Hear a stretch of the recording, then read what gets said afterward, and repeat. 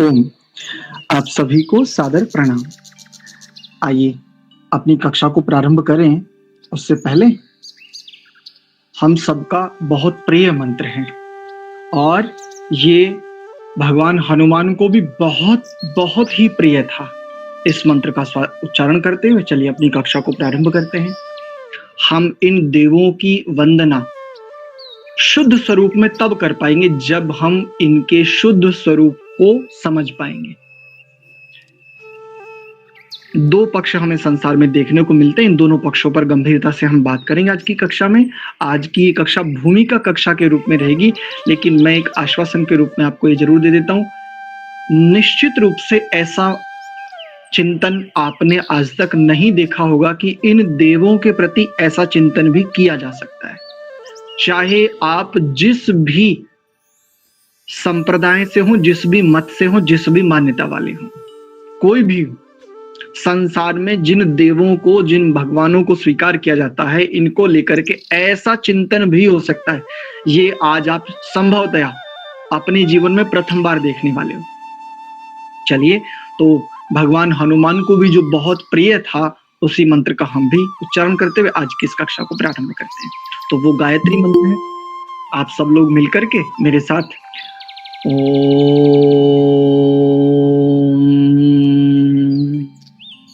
भूर्भुवः स्वाहा तत्सवितुर्वरेण्यं भर्गो देवस्य धीमहि धियो यो नः प्रचोदयात्। ओम। इस कक्षा में उपस्थित सभी धर्म प्रेमी सज्जनों, भगवान हनुमान बहुत उत्तम उपलब्धि है इस संसार के लिए। हनुमान भक्ति विधि, हनुमान के भक्त बहुत हैं। हनुमान जी की भक्ति की जो रीति है, जो विधि है, इसको लेकर के अगर भगवान हनुमान एक हैं, तो इनकी भक्ति करने की विधि भी एक ही होनी चाहिए। भाई, हम तब स्वीकार कर सकते हैं अलग अलग रीतियों को, अलग अलग विधियों को हम तब स्वीकार कर सकते हैं यदि देव अलग अलग हों।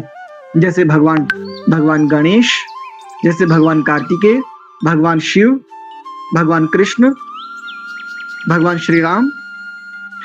अगर अलग अलग देव हो तो अलग अलग देवों की अलग अलग विधियां हो सकती है। इस बात को मानने में व्यवहारिक रूप से कोई दोष नहीं है।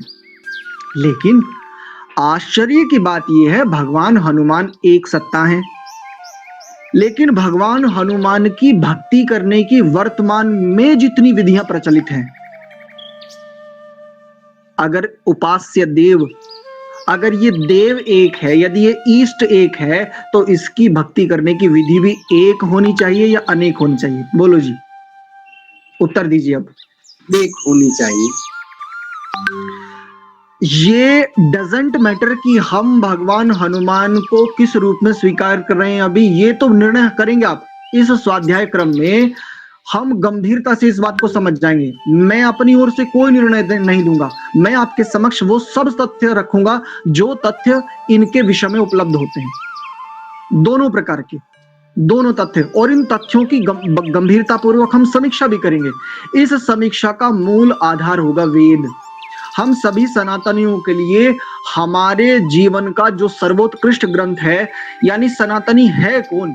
क्या कलावा बांधने वाला, अपनी कलाई में कलावा बांधने वाला ये सनातनी है?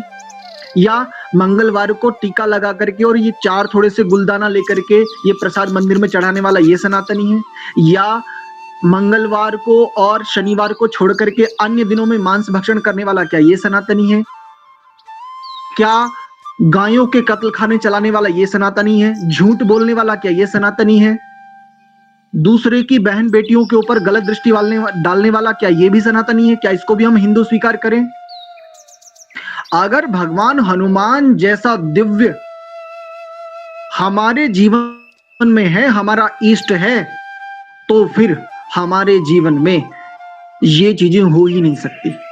स्पष्टता से सार रूप में एक बात कह देता हूं, अगर हम भगवान हनुमान को अपना अभीष्ट के रूप में, अपना इष्ट देव के रूप में स्वीकार कर रहे हैं, और इसके बाद भी अगर हम अपने आप को सनातनी मान रहे हैं और तब भी हमारे जीवन में ये दोष देखने को मिल रहे हैं, पराई बहन बेटी में हम पराई बहन बेटी नहीं देख पा रहे हैं, व्यवहारिक स्तर पर, आचरण के स्तर पर भगवान हनुमान की भक्ति कर वही सकता है जो भगवान हनुमान का चरित्र क्या है इस बात को समझता है। बस मुख्य बात यह, संसार के जितने भी जो भी जिसके लिए देव हैं, महापुरुष हैं, भगवान हैं, नेतृत्व करता है, जो भी है, आदर्श हैं, गुरु हैं, मुख्य बात है चरित्र। जैसे भगवान हनुमान से जुड़ा हुआ एक संदर्भ आगे आएगा, लेकिन यहां संक्षेप में एक बात कह रहा हूं केवल। रावण, ज्ञान की कमी थी क्या? महर्षि, बोलो जी, किसके पुत्र है रावण? वश्रवा के। महर्षि पुलस्त्य के पौत्र होने के बाद भी ज्ञान की परंपरा से देखें तो ऋषियों के वंशज हैं, ऋषियों के उत्तराधिकारी हैं, लेकिन चरित्र के स्तर पर एक दोष चरित्र में आया। आज भी हम रावण का दहन करते हैं, आज भी हम रावण का दहन करते हैं। ज्ञान की दृष्टि से देखें तो ज्ञान की परंपरा में बहुत ऊंची परंपरा का है ये, महर्षि पुलस्त्य का पौत्र रावण, लेकिन चरित्र में एक छोटा सा दाग आया तो आज भी हम रावण का दहन करते हैं। हम कैसे हनुमान भक्त हैं? एक दिन मंगलवार को हम मंदिर चल जाते हैं, थोड़ा सा प्रसाद चढ़ाते हैं, उस दिन थोड़ा सा हम हनुमान चालीसा बोल लेते हैं, और बाकी के जो बचे दिन है उन सब में हम सब कुछ कर लेते हैं, झूठ भी बोलते हैं, तमाम प्रकार के नशे करते हैं, तमाम बहन बेटियों को हम गंदी दृष्टि से देखते हैं। ना हमारा मन शुद्ध है, ना हमारी बुद्धि शुद्ध है, और ना आत्मा में शुद्धता है। और हम कहते हैं हम भगवान हनुमान के कट्टर भक्त हैं, कट्टर। जय जय श्री राम, जय जय श्री राम, जय श्री राम। ये नाम उच्चारण करने से पहले हम तनिक भर भी नहीं सोचते। सोचे कहां से? हमें किसी ने सोचने के लिए ऐसा कोई तथ्य आज तक दिया ही नहीं। दो पक्ष हैं, जैसा कि मैंने कक्षा प्रारंभ करने से पूर्व कहा, संसार में इन देवों के लिए दो पक्ष हैं। एक पक्ष इन्हें मनुष्य मानने को भी तैयार नहीं है, सामान्य मनुष्य की भांति, एक पक्ष ऐसा है, और दूसरा पक्ष इन्हें सर्वस्व मानता है। जो इन्हें मनुष्य भी मानने को तैयार नहीं है, ये भी गड्ढे में, और जो इन्हें सर्वस्व मानता है वो इन्हें बस मानता है। इनको सर्वस्व मानता, इनकी लेश मात्र भी नहीं मानता। जो एक बहुत बड़ा वर्ग है, पूरे संसार की दो स्थितियों में बांट रहा हूं पूरे संसार को, जो एक बहुत बड़ा वर्ग है इन्हीं देवों को सर्वस्व मानता है, इनको मानता है सर्वस्व, इनकी लेश मात्र भी नहीं मानता। अब बताओ, एक वो पक्ष है जो उन्हें मनुष्य तक मानने को तैयार नहीं, बस सामान्य मनुष्य थे वो तो बस खत्म कहानी। बोले वो तो महापुरुष थे, बस खत्म हो गया। बोले जैसे भगत सिंह, चंद्रशेखर आजाद, वैसे भगवान हनुमान, वैसे भगवान श्री राम, वैसे भगवान कृष्ण, बस खत्म कहानी। एक पक्ष ये, और दूसरा पक्ष बोले नहीं वो तो हमारे सर्वस्व हैं, वो तो सृष्टि के ऐसे हैं, सृष्टि के रचयिता हैं, सृष्टि के पालक हैं, संहारक हैं, ऐसी ऐसी बहुत सारी बातें। दोनों पक्ष और अपनी अपनी इस मान्यता को लेकर के जबरदस्त अड़े हुए हैं, कट्टर बताते हैं अपने आप को। बोले मैं कट्टर हूं। भैया कट्टरता बाद की बात है, पहले अपनी अपनी जो तुम्हारी मान्यता है उन मान्यताओं की निष्पक्षता से जांच कर लो। किसी आचार्य के, किसी गुरु अध्यापक के सानिध्य में जाकर के इनकी जांच पड़ताल कर लो कि तुम्हारी कट्टरता के योग्य भी है, अथवा गुड़ के चक्कर में मिट्टी का ढेला तो नहीं घूम रहे हो, भक्ति के चक्कर में कुछ गड़बड़ तो नहीं हो रही है। और फिर दूसरे लोगों को हम सामान्य बात का प्रत्युत्तर नहीं दे सकते, सामान्य बात का। काल समय रवि भक्षी लियो तब तीनहु लोक भयो अंधियारो, ताहि सो त्रास भयो जग को यह संकट काहू सो। बोलो जी, जात न टारो, जात न टारो।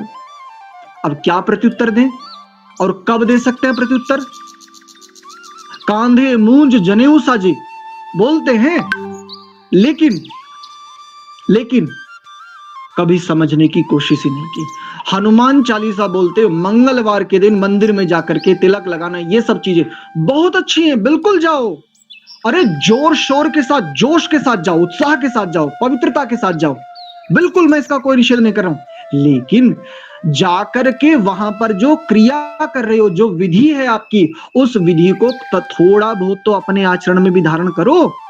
जो तुम कह रहे हो उसको जीवन में भी तो उतारो, उसको जियो भी तो। जो कहा जा रहा है उसको तनिक जी भर के जी करके तो देखो, तब तुम्हें समझ में आएगा।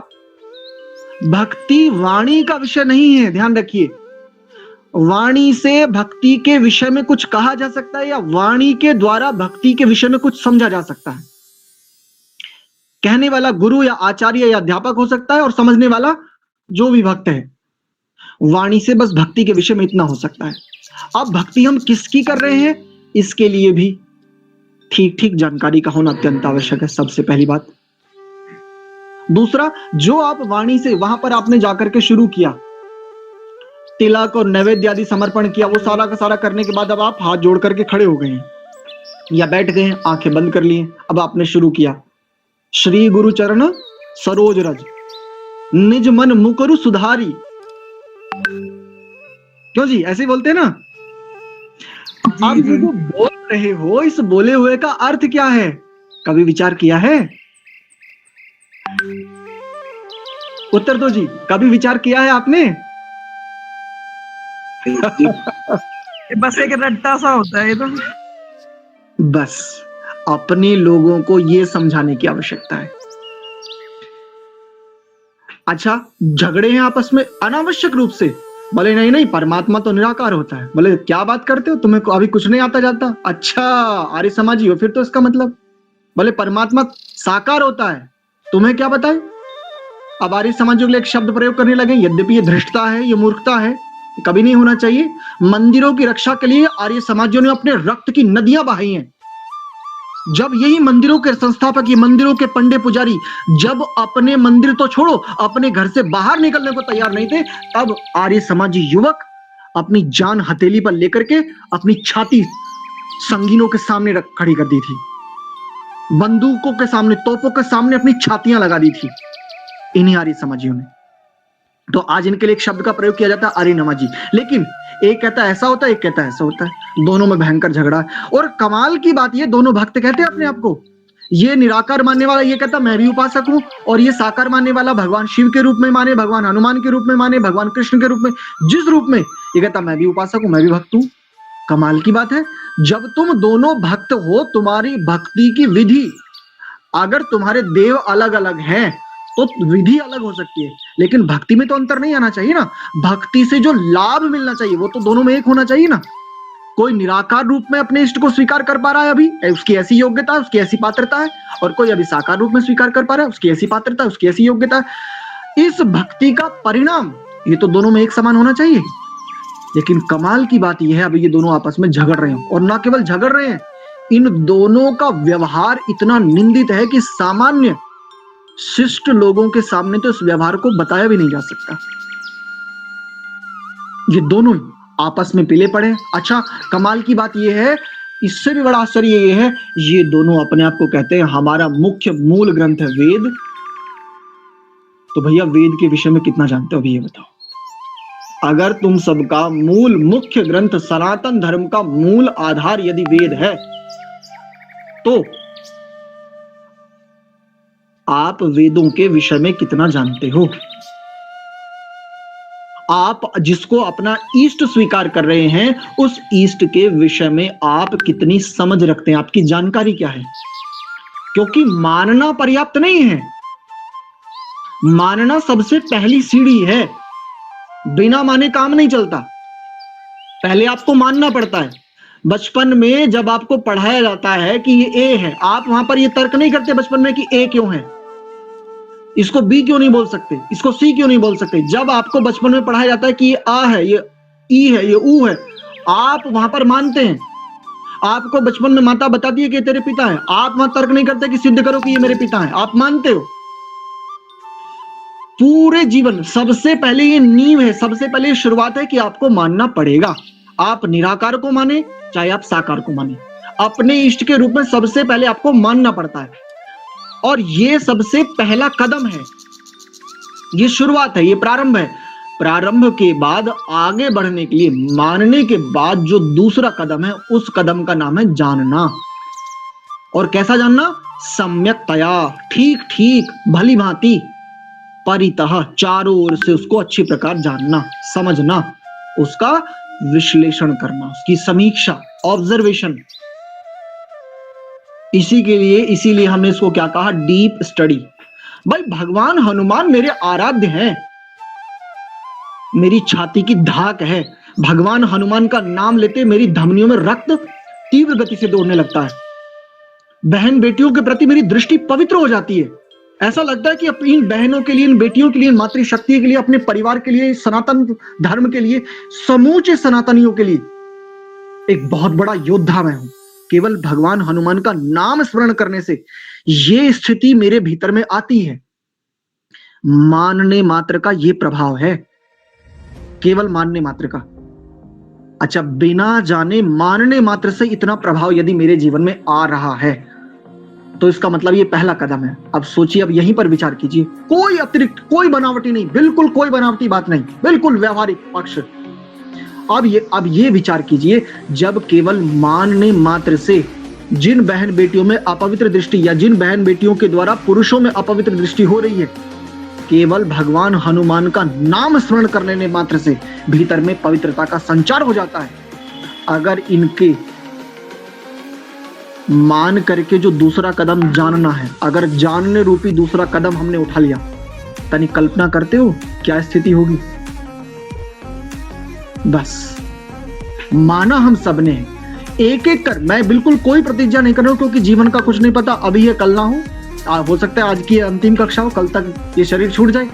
लेकिन मैं आपको ये आश्वासन दिलाता हूं, भगवान हनुमान से हमने प्रारंभ किया और यहां से प्रारंभ करके हर एक देव की समीक्षात्मक जितना भी जो कुछ उपलब्ध है उसके आधार पर जितना भी हम आप सब सनातनियों के लिए रख पाएंगे, हम अपनी एक एक प्राण लगा देंगे, एक एक श्वास लगा देंगे।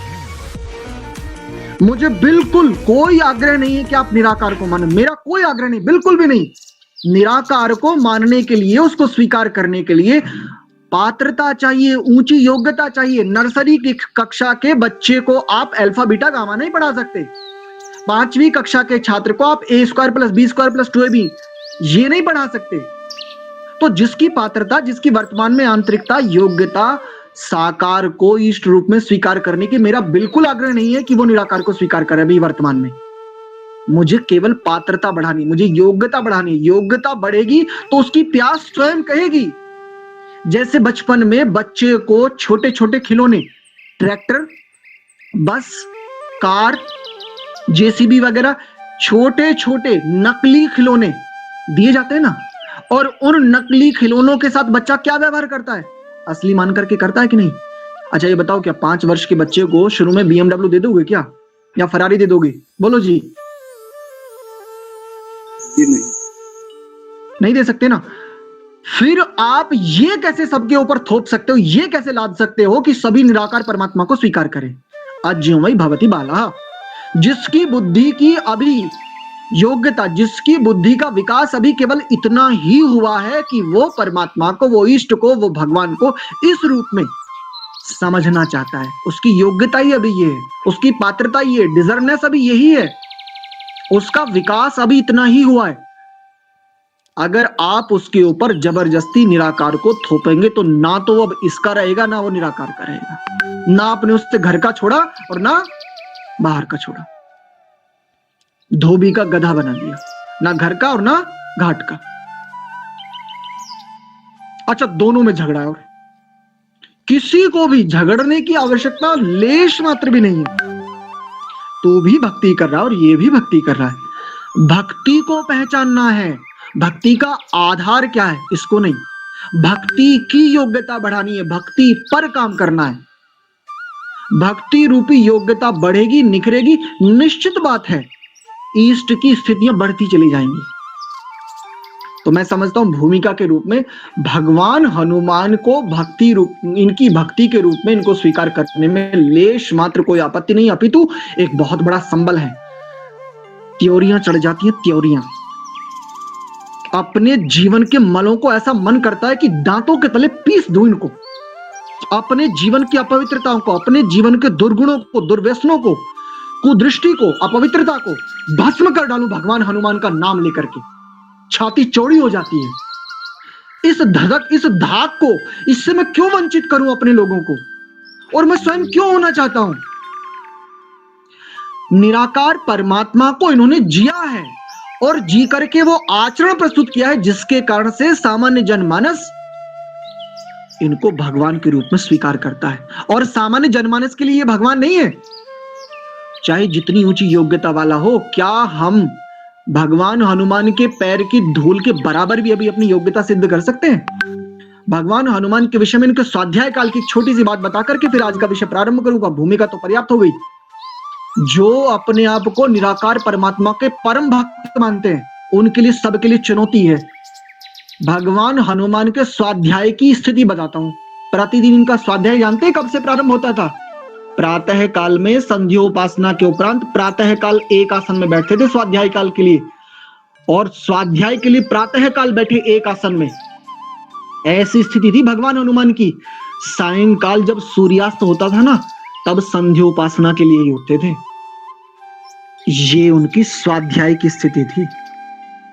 निराकार परमात्मा को स्वीकार करने वाले सब लोग भगवान हनुमान के पैरों के नखून की धूल के बराबर भी नहीं है, और तुम उन्हें सामान्य मनुष्य कहकर के नकार दे रहे हो। तुमसे अच्छा तो मैं उसको मानता हूं जो कम से कम भगवान हनुमान को भले ही केवल मानता है। जिस दिन जान जाएगा, उस दिन सनातन धर्म का सच्चा प्रहरी हो जाएगा, रक्षक हो जाएगा। उसे योद्धा बनने से संसार में कोई नहीं रोक सकता, कोई नहीं गिरा सकता उसे। संसार की कोई अपवित्रता, कोई दोष उसका पतन नहीं कर सकते। वो सूर्य की तरह, बिल्कुल सूर्य की भांति प्रकाशित हो जाएगा, जाज्वल्यमान हो जाएगा। उसके समीप आते ही दुष्ट लोगों की थर्राने लगेंगे वो लोग, निश्चित बात है। इसलिए ये भी गलती कर रहा और वो भी गलती कर रहा है। एक कहता मैं वेद को जानकर के भगवान हनुमान को सामान्य मनुष्य मानता हूं। सामान्य मनुष्य मानना, तूने कितना अध्ययन किया है? सामान्य मनुष्य, महापुरुष मानने वाले, उन सब के लिए भी कह रहा हूं, अध्ययन कितना इनके विषय में और कितना है उसको लेकर के वाल्मीकि रामायण में ऐसा कहा है। बस 2-3 श्लोक, वही केवल 2-3 श्लोक बोले इस कांड का, ये श्लोक है 3-4, बस वहां पर भगवान श्री राम ने लक्ष्मण से जो इनके विषय में कहा था, बस उतना ही। क्या भगवान हनुमान उतने ही हैं?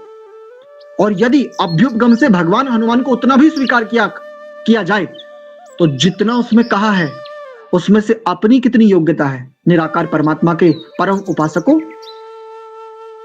मैं स्वयं सहित कह रहा हूं, स्वयं सहित। इसलिए नाम नहीं लूंगा, लेकिन जब मैंने इस कक्षा के लिए एक ये समूह का लिंक साझा किया, तो एक प्रख्यात आचार्य, उन्होंने एक टिप्पणी की, बहुत अच्छी नहीं थी। क्या साझा करूं उसको, बहुत अच्छी नहीं थी। मैंने कहा कोई बात नहीं, प्रारंभ में विरोध होता ही है, और ये विरोध का मैं आपके द्वारा किए गए इस विरोध का मैं स्वागत करता हूं। मेरा अवभाग्य कि आपने कम से कम विरोध तो प्रकट किया। अस्तु, ठीक है। तो ये भगवान हनुमान की भक्ति विधि, डीप स्टडी, समीक्षात्मक अध्ययन, हनुमान सच्चरितम, इसको हम ठीक प्रकार से जाने समझें। इसके लिए क्या होना चाहिए, कैसे होना चाहिए, वो हम अग्रिम कक्षाओं में गंभीरता से जानेंगे, समझेंगे, समझने का प्रयास करेंगे। आज भूमिका के रूप में केवल बस मुझे इतनी बात रखनी थी कि जिन भगवान हनुमान को हम अपना इष्ट मानते हैं, हम अपना आराध्य मानते हैं, ये भी, और जो भगवान हनुमान को केवल मात्र महापुरुष कह करके बस खत्म इति कर लेते हैं, ये भी दोनों विचार करें। दोनों के लिए मेरे पास किसी के लिए कोई पक्षपात नहीं, सीधी स्पष्ट बात है। किसी को बुरा लगता हो बुरा लगे, अच्छा लगता हो अच्छा लगे। सच को सच अगर मैंने समझ लिया है तो मैं उसको जीऊंगा जी, बस इतनी सी बात है। जिस सत्य को मैंने पहचान लिया, जिस सत्य को मैंने समझ लिया, मुझे उस सत्य को जीना चाहिए। ये भक्ति का सबसे प्रथम लक्षण है। भक्त आधारित, भक्ति की जो भक्ति होती है उसका आधार ही होता है सत्य। वेद को पढ़ूं और सत्य को, जीवन में जो सत्य समझा है, जाना, उसको लेश मात्र भी ना जीऊं। भक्ति के नाम पर और भक्त के नाम पर कलंक हूं। मैं स्वयं को कह रहा हूं, ये अपना अवलोकन आप लोग सब स्वयं कर सकते हैं। मुख्य रूप से आज की इस कक्षा की भूमिका के रूप में कुछ बातें आप तक साझा करनी थी।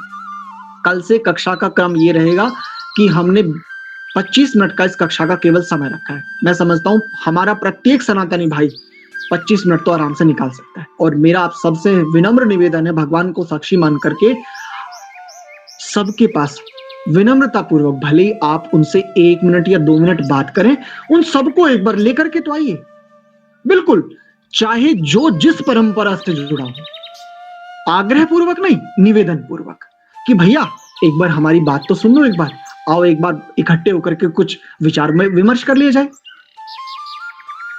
प्रेम बांटेंगे तो प्रेम बढ़ेगा, अगर विरोध, वैमनस्यता, ईर्ष्या, द्वेष बांटेंगे तो पक्की बात है द्वेष बढ़ेगा, ये सब चीजें बढ़ेंगी। गुण बांटेंगे तो गुण बढ़ेंगे, और दोष बांटेंगे तो दोष बढ़ेंगे। दूसरे का दोष यदि मैं देखूंगा तो दूसरे वाला मेरा दोष देखेगा।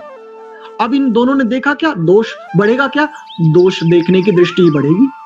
और अगर गुण देखना प्रारंभ किया, मैंने दूसरे में गुण देखना प्रारंभ किया, पक्की बात है आज नहीं तो कल वो भी गुण देखना प्रारंभ करेगा। अब दोनों ने गुण का दर्शन किया तो क्या बढ़ेगा, गुण ही बढ़ेंगे, बस। ठीक है, तो ये निवेदन आप लोग उचित समझें, तो अपने सभी जो भी जिनको भी आप ला सकते हैं उनको अवश्य लाइए। आप और हम सब मिलकर के भगवान हनुमान को जाने समझें, भक्ति कैसे करनी है, क्या करना है, वो सब आप बाद में देखेंगे। कल हम प्रारंभ करेंगे, एक दो ग्रंथ भी रहेंगे इसका आधार में, और हम गंभीरता से जो भगवान हनुमान को लेकर के हनुमान चालीसा है, हनुमान अष्टक है, और कुछ भजन आदि भी हैं, इन सब की भी हम गंभीरता पूर्वक समीक्षा करेंगे। कुछ भी नया, कुछ भी ऐसा नहीं कि हम कुछ चमत्कार करने वाले, बिल्कुल नहीं। जिस जो पैटर्न आपने भक्ति का स्वीकार किया उसी पैटर्न को बस गंभीरता से समझने और समझाने का हमारी ओर से प्रयास रहेगा। यदि किन्हीं का इस विषय में यदि कुछ पूछना, जितनी आज बातें हुई हमारी, तो आप हाथ खड़ा करके पूछ सकते हैं। हम जैसे किसी को स्वामी जी, आचार्य जी समझाने की कोशिश करते हैं ना, तो हमसे दूर भागते हैं लोग बाग। पहले स्वयं समझना है, हमारे पास वो दृष्टि होनी चाहिए, स्वयं को समझना है, दूसरों को नहीं। पर केंद्रित से स्व केंद्रित अति उत्तम होता है। हमने पहले स्वयं सीखना है, दूसरों को सिखाने की बात आती है परिपक्वता के बाद। ग्रेजुएट व्यक्ति अगर 8वीं कक्षा के छात्रों को पढ़ाएगा तो पक्का पढ़ा सकता है, बहुत अच्छे से पढ़ा सकता है, क्योंकि ग्रेजुएशन करने तक इसमें परिपक्वता आ गई है। दूसरों को अभी नहीं समझाना है। मुख्य बात यह है, 4 सिद्धांत मिल गए तो बोले जी मैं हो गया विद्वान, एक हवन करना सीख लिया तो बोले अरे मैं तो परम ज्ञानी हो गया हूं, है 2 समय की संध्या के ये 18-18, 19-19 छोटे-छोटे मंत्र सीख लिए, बोले मैं तो सीधा ब्रह्मा हो गया हूं भैया। आज क्योंकि भूमिका कक्षा थी, आज की कक्षा से आपको विजन समझ में आ गया होगा। जो लोग लेट जुड़े हैं उनके लिए तो समस्या रही, क्योंकि उन्हें ये छूट गई कक्षा। भूमिका कक्षा जिसकी छूट गई है, पक्की बात है आगे का विजन समझने में उससे बहुत सारी कठिनाई आने वाली है, लेकिन समझ में उनको भी आ जाएगा अगर नियमित रहेंगे तो।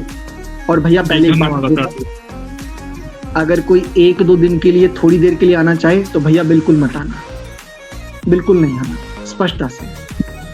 सच्चे मन से श्रद्धा युक्त होकर के अगर नियमित आना चाहें, सबका स्वागत है।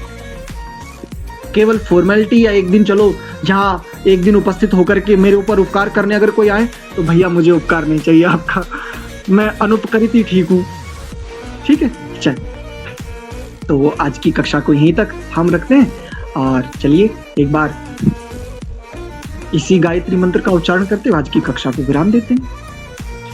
ओम भूर्भुवः स्वः तत्सवितुर्वरेण्यं भर्गो देवस्य धीमहि धियो यो नः प्रचोदयात्।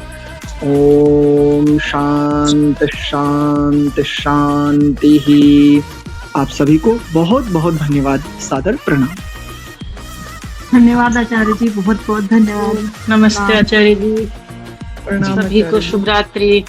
नमस्ते, नमस्ते। शुभ रात्रि।